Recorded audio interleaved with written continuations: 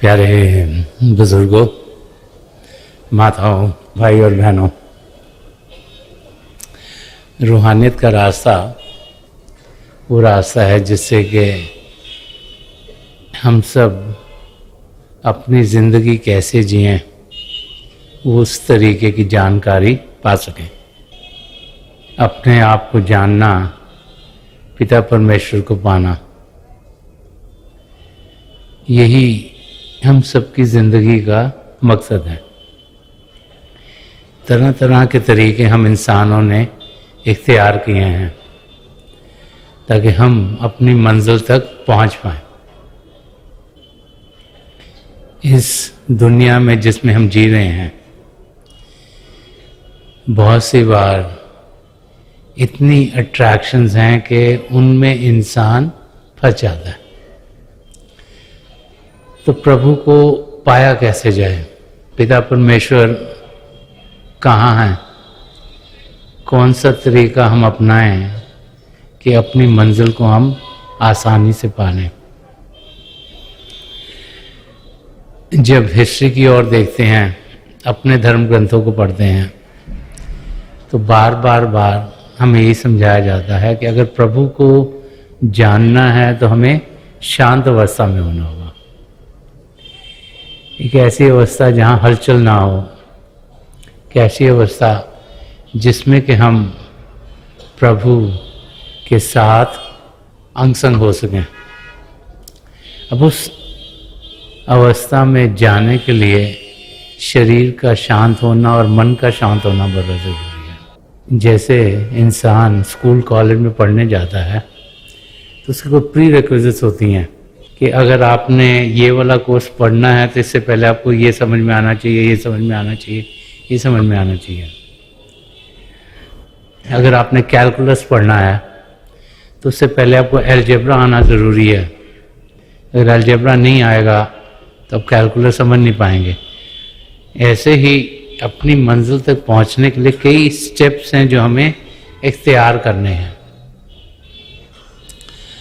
और जो सबसे ज़रूरी स्टेप है जो रूहानी रास्ते पर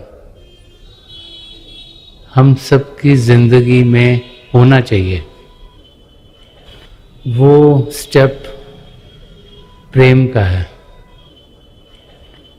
जब भी किसी भी महापुरुष के वचनों को हम पढ़ते हैं तो बार बार हमें यही समझाया जाता है कि जिन भाई बहनों की ज़िंदगी में प्रभु का प्रेम जागृत होगा, जो प्रभु के प्रेम से लबलबाए होंगे, जो प्रभु के प्रेम के रंग में रंगे जाएंगे, वही भाई बहन अपनी मंजिल तक पहुंच सकेंगे। सो प्रभु का प्रेम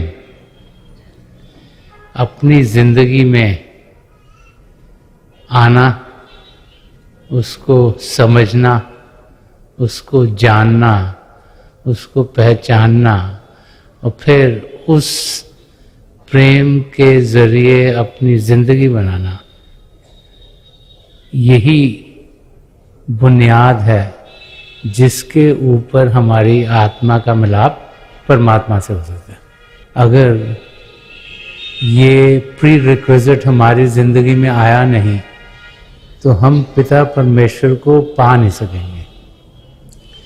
अब प्रेम क्या है, उसकी समझ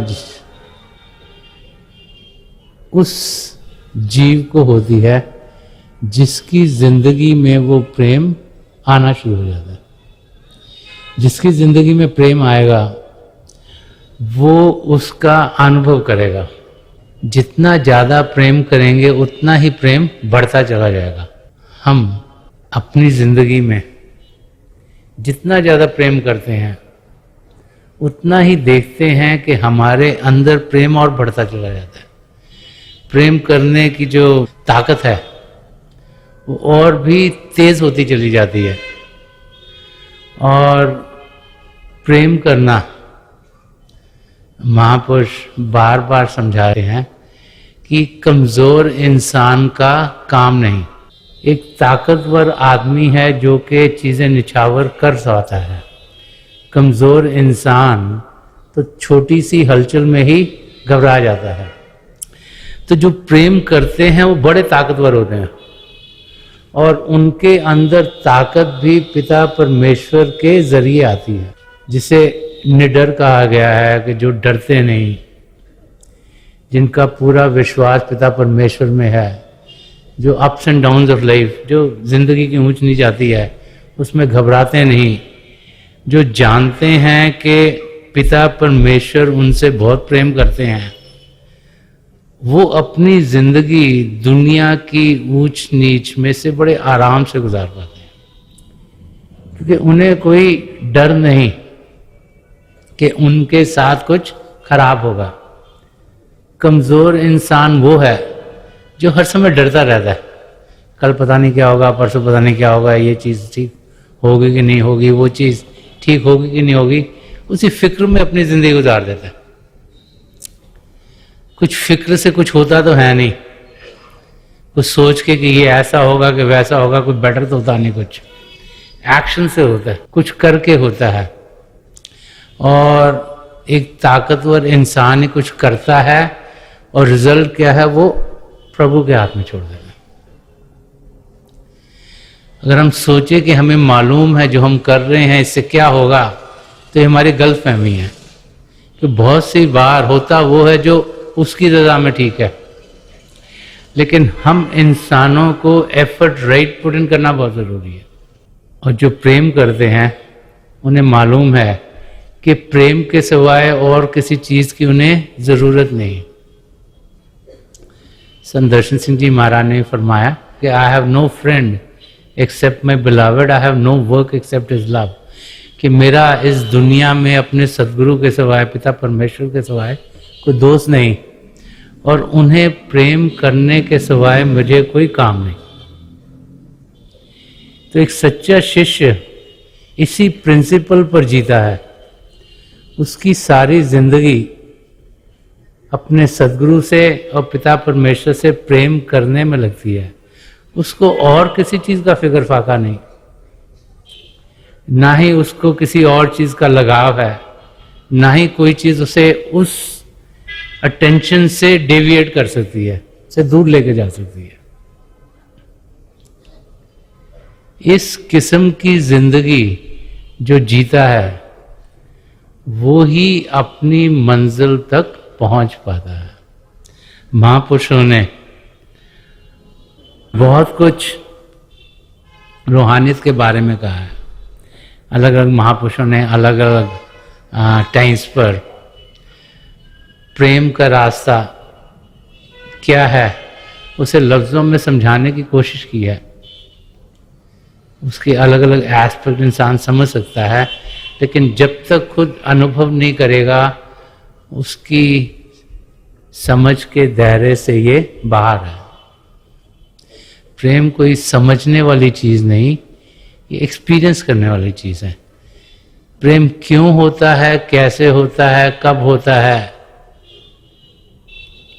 ये प्रिडिक्ट नहीं किया जा सकता, ना ही इसको फोर्स किया जा सकता।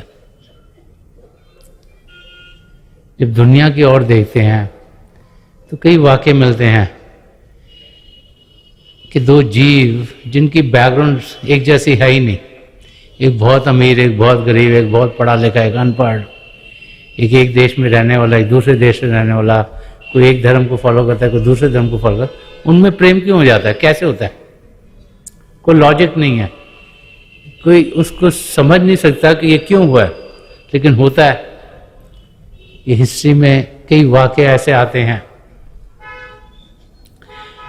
तो जिसको प्रेम होना है उसको ज़रूर होगा, और जो पात्र होंगे, रिसेप्टिव होंगे, वो जब प्रेम की डोर प्रभु की ओर से हमारी ओर आती है और खिंचती है, तो वो उस खिंचाव का एक्सपीरियंस कर पाएंगे।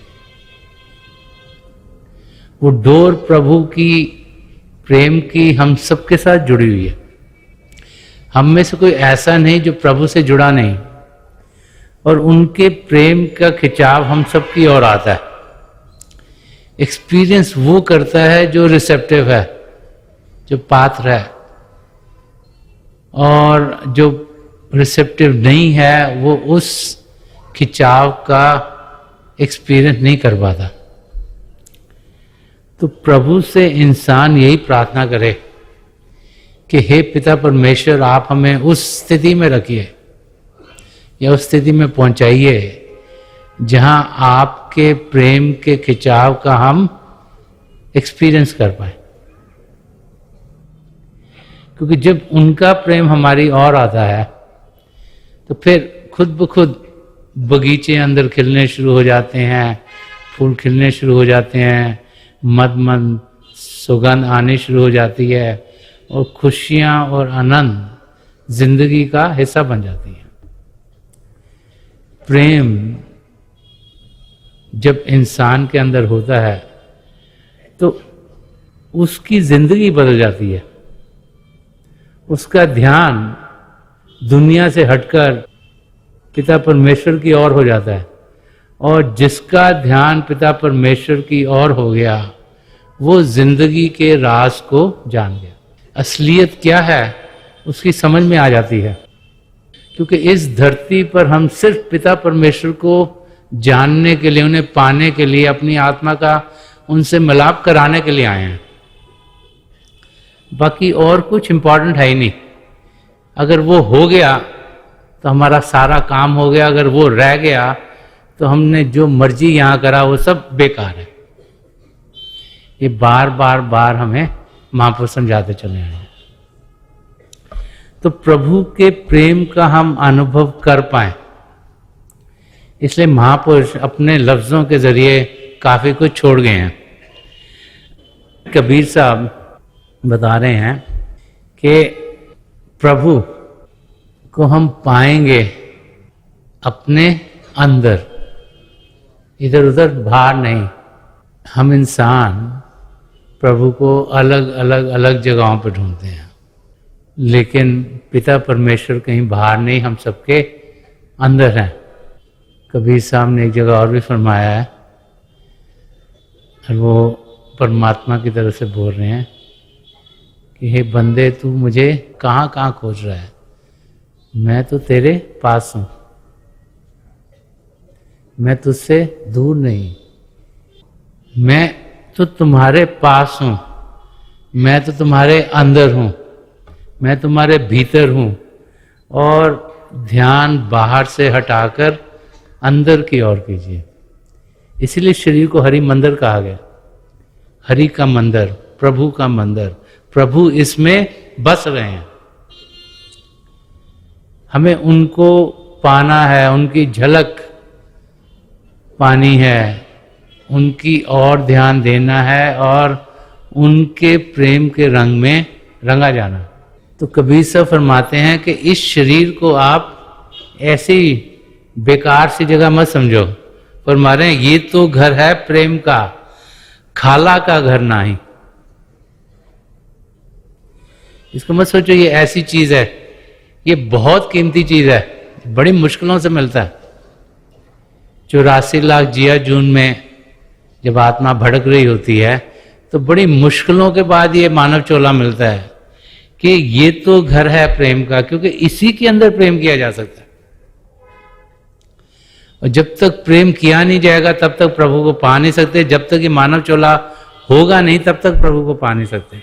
और आगे फरमा रहे हैं कि प्रेम करने के लिए करना क्या पड़ता है। तो वो समझा रहे हैं कि जो हमारी ईगो है, जो हमें है, इसको हमने हटाना है। ईगो इंसान को द्वैत की ओर लेके जाती है। ईगो इंसान को वो बना देती है कि जी मैं बेटर हूं, मैं अच्छा हूं, मैं बड़ा हूं, मुझे समझ ज्यादा है, मैं ज्यादा पढ़ा लिखा हूं, मैं ज्यादा अमीर हूं। वो हमारी ईगो है, हमें है, उसको हटाना होगा, क्योंकि वो द्वैत क्रिएट कर देता है। वो कहता है मैं और तुम। और प्रभु को पाना एकता का रास्ता है, एक में होना है, तभी अंदर इंसान जा सकता है। जिसकी ईगो कंट्रोल में होगी वही अंदर जा सके। जो सोचेगा मुझे बहुत कुछ आता है वो तो कुछ पा नहीं सकता। अगर आप स्कूल कॉलेज में पढ़ने जाओ और आपको लगे मुझे टीचर से ज़्यादा आता है तो आप उनसे क्या सीखोगे? जब इंसान सोचता है कि टीचर को मुझसे ज़्यादा आता है तभी उससे कुछ सीख सकते हैं हम। जब नलके में से पानी आता है तो पानी वेसल में तभी भरता है जब वेसल नलके के नीचे होता है। और वेसल को आपने नलके के ऊपर रख दिया, पतीले के ऊपर रख दिया तो कभी भरेगा नहीं पानी से। तो जब तक ईगो कंट्रोल में नहीं आएगी, जब तक हम ये नहीं सोचेंगे कि हम एक हैं, हमने कुछ पाना है, तब तक हम अंदर की दुनिया में बढ़ नहीं पाते। संत महापुरुषों का आदर हम क्यों करते हैं? क्योंकि हम जानते हैं कि उनके जरिए हमें कुछ मिलता है। इंसान उनके पास क्यों जाता है? क्योंकि रूहानियत का रास्ता वो हमें दिखा सकते हैं, समझा सकते हैं और दे सकते हैं। उस रास्ते पर वो चल रहे हैं, उसकी उन्हें जानकारी है, वो हमें भी उस रास्ते पर चला सकते हैं। प्रभु का प्रेम उन्होंने अनुभव किया और हमें भी उस प्रेम की वो झलक दिलवा सकते हैं।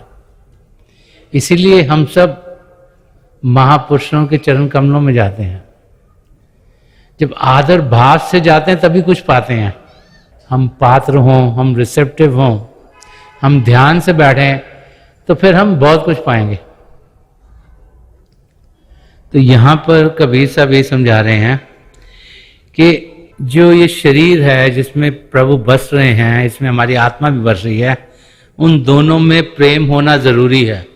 और किस किस्म की चीजें चाहिए उस प्रेम का अनुभव करने के लिए, तो सबसे पहले कि जो हुमे है इसको खत्म करनी, ईगो को खत्म करना है। वो कह रहे हैं जिसने अपनी ईगो को कंट्रोल में किया वही इस रास्ते में चलने के लिए पांव बढ़ा है। वो कह रहे हैं अगर आप ऐसा कर सकते हो तभी आप मेरी प्रेम की गली में आओ। और आप अपनी हुमे को कंट्रोल कर सकते हो, अपनी ईगो को कंट्रोल करते, तभी आप प्रेम के रास्ते पर चलने के लायक हो, तभी सो रहा हो। अदरवाइज आने का फायदा नहीं है कुछ भी। अगर कुछ पाना है तो ये प्री रिक्विजिट है, नहीं तो आप आगे बढ़ नहीं पाओगे। तो जो सन्मत का रास्ता उसके बारे में समझा रहे हैं कि ये प्रेम का रास्ता है, ये प्रेम का घर है। हमने इसमें शारग के रास्ता शारग में है दिलवर को जानने के लिए, जिसको सुषुम्ना नाड़ी कहते हैं। जो सन्मत का रास्ता उस सुषुम्ना नाड़ी का इस्तेमाल करता है, उस रास्ते को अपनाता है। ईड़ा है, पिंगला और सुषुम्ना है, एक लेफ्ट एक राइट एक मिडिल वे है। तो सुषुम्ना नाड़ी मिडिल वे है, तो उसके बारे में जिक्र कर रहे हैं। ये तो घर है प्रेम का, मार्ग अगम अगाध। ये जो रास्ता है इस सचखंड में हमें प्रभु तक पहुंचाने वाला रास्ता है। इस रास्ते पर चलने के लिए हमें प्रभु के प्रेम का अनुभव करते हुए उसको अपने रोम रोम में समाना होगा।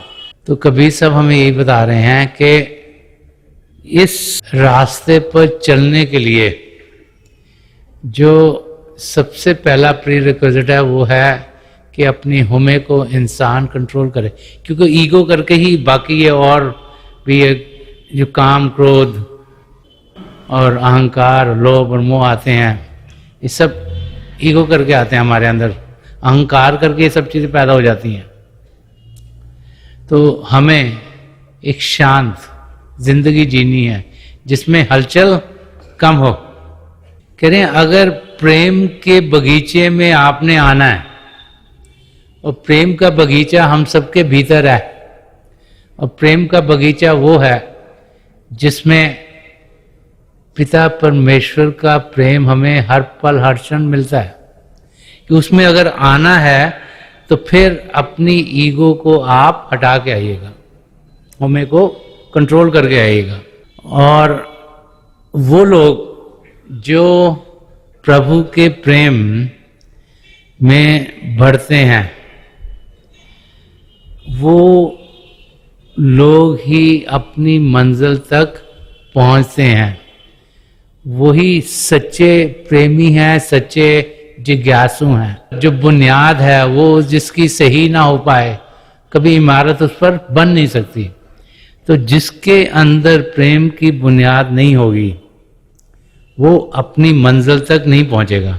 गुरबानी में भी ऐसे आया हुआ है कि मन तन धन आगे रखिया, कि मन तन धन मतलब सब कुछ जो हम सोचते हैं ना, मन तन धन ही हमारा, जो भी हमने कमाया है, जो भी दिमाग है, जो भी हमने ताकत है हमारी, कि मन तन धन आगे रखिया, सिर वेचिया, सिर वेचिया गुर आगे जाई।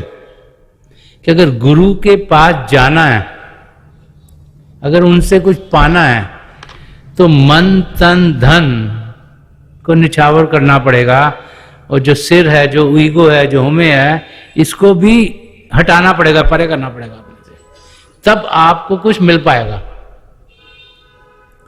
बार बार महाप्रभु समझाते हैं कि क्या चाहिए हमें अपनी मंजिल तक पहुंचने के लिए, और जब ये हमारी समझ में आता है तभी हम अपनी मंजिल तक पहुंच पाते हैं। एक जगह और कबीर साहब ने फरमाते हैं कि प्रेम न बाड़ी उपजे, कि ये खेतों में नहीं उगता है कि बंदा सोचे खेत में जाके काट के प्रेम लेंगे। प्रेम ना हाट बिकाए, ना ही दुकानों में बिकता है। प्रेम न बाड़ी उपजे, प्रेम न हाट बिकाए, राजा राणा जे रुचे शीश दे ले जाए। वो कह रहे हैं कोई राजा है और कोई गरीब आदमी है, उसका कोई फर्क नहीं पड़ता। जिसने शीश दिया, जिसने ईगो को कंट्रोल की, जिसने हुमे को कंट्रोल की, वो ही प्रभु के प्रेम को पा लेता है। और हम में से हर एक प्रभु के प्रेम को पा सकते हैं। ये बार बार महापुरुष हमें समझाते चले गए हैं। हमारी जान, हमारी आत्मा है, जो कुछ हमें मिलता है हमें पिता परमेश्वर से मिलता है। जब उनकी दया दृष्टि हम पर पड़ती है, जब हमारे अंदर ऐसे भाव उठने शुरू होते हैं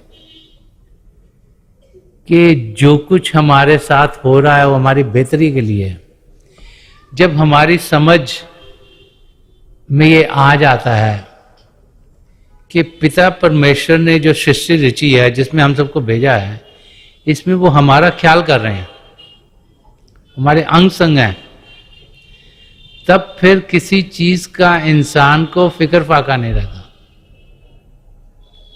तो वो निडर होकर अपनी मंजिल की ओर बढ़ना शुरू कर देता है। तो प्रभु से इंसान प्रार्थना ये करे कि मेरे अंदर आप फेथ दें, मुझे आप में यकीन हो, हर पल यकीन हो। तब ना हो जब मेरा काम हो जाए और जब मेरा काम नहीं हुआ तो मैं कहूँ आपने ये क्या कर दिया। हमारा काम क्या है ये तो हम अपनी अपनी समझ के जरिए ही सोचते हैं। असली काम क्या है तो पिता परमेश्वर को मालूम है, और जो जो हमारे लिए बेहतर है वो हमें देते चले आते हैं ताकि हम अपनी मंजिल तक पहुंच पाए। तो बार बार महापुरुष हमें यही समझाते चले आए हैं कि हम प्रभु के प्रेम के खिंचाव जब हमारी तरफ आता है उसका अनुभव करें, उसको जानें, उसको पहचानें, उसको जिंदगी में ढालें, तो हम देखेंगे कि जिंदगी खूबसूरत हो जाएगी, प्रभु के प्रेम के खुशबू से भरपूर होगी और हमारे कदम अपनी मंजिल की ओर तेजी से बढ़ेंगे। संदर्शन सिंह जी महाराज ने भी एक जगह फरमाया कि खुदा से इश्क किया, आदमी से प्यार। कि जब हम पिता परमेश्वर से प्रेम करते हैं और उनका प्रेम हमारी रोम रोम में समाता है, तो और सब जीवों से लगाव और प्रेम अपने आप होना शुरू हो जाता है। तो फिर हम जब किसी को मिलते हैं तो हर एक में हमें प्रभु की झलक दिखती है। हमें भारी रूप का इंसान नहीं दिखता, लेकिन उसके अंदर जो असलियत है, जो पिता परमेश्वर है, उन्हीं का रूप हमें दिखता है। और इसीलिए हमसे प्रेम उन सबकी और जाना शुरू हो जाता है। ये अनुभव करना है, ये शांत अवस्था में अनुभव होता है। ये तब होगा जब बाहर की हलचल हटेगी, बाहर का खिंचाव हटेगा, बाहर की अट्रैक्शन हटेंगी और हम एक ध्यान लगाकर पिता परमेश्वर की ओर बढ़ेंगे। हम सब प्रभु को पा सकते हैं। प्रभु हमसे दूर नहीं, हमारे भीतर ही हैं। जैसे संत दर्शन सिंह जी महाराज ने फरमाया कि मिलेगा रूह को परवाज दे के देख जरा, करीब है उसे आवाज दे के देख जरा। पिता परमेश्वर हमारे पास, हमारे बहुत नज़दीक हैं। हमें उनकी ओर ध्यान देना है, रूह को उड़ान देनी है, ताकि हम अंदर की दुनिया की जानकारी पाएं, उस अंदर की दुनिया में बढ़ें और अपने कदम हम अपने सद्गुरु की मदद के ज़रिए पिता परमेश्वर तक ले जाएं। वो हमारे भीतर हैं, हम उन्हें जान सकते हैं, पहचान सकते हैं। सिर्फ ध्यान हमारा सही जगह पर होना ज़रूरी है, और ध्यान सही जगह पर होने के लिए हमारे अंदर प्रभु के लिए प्रेम होना बहुत ज़रूरी है। उन्हीं का प्रेम है जो हमें फर्शों से अर्शों तक लेके जाएगा। उन्हीं का प्रेम है जो हमें माया की दुनिया जिसमें हम जी रहे हैं, इसमें जीते हुए हमें सचखंड तक पहुंचाएगा। और उन्हीं का प्रेम है जो हमें इस दलदल से निकालकर जो जिंदगी का मकसद है, जो अपने आप को जानना है और पिता परमेश्वर को पाना है, उसको पूरा करवा देगा। प्रभु का प्रेम हमारी ओर आता है, हम सबकी ओर आता है। कोई कोई खुशकिस्मत होता है जो उस प्रेम का अनुभव कर पाता है, उसको रिसीव कर पाता है। नहीं तो ज़्यादातर लोग बाहर के दुनिया में इतने फंसे हुए होते हैं, बाहर की चीज़ें उनको इतनी अच्छी लगती हैं कि वो उसी और अपना सारा समय गुजार देते हैं। हम अंदर की दुनिया में बढ़ें, हम इन महापुरुषों के प्रेम को पाएं और उनके प्रेम के ज़रिए पिता परमेश्वर तक हम पहुंच पाएं।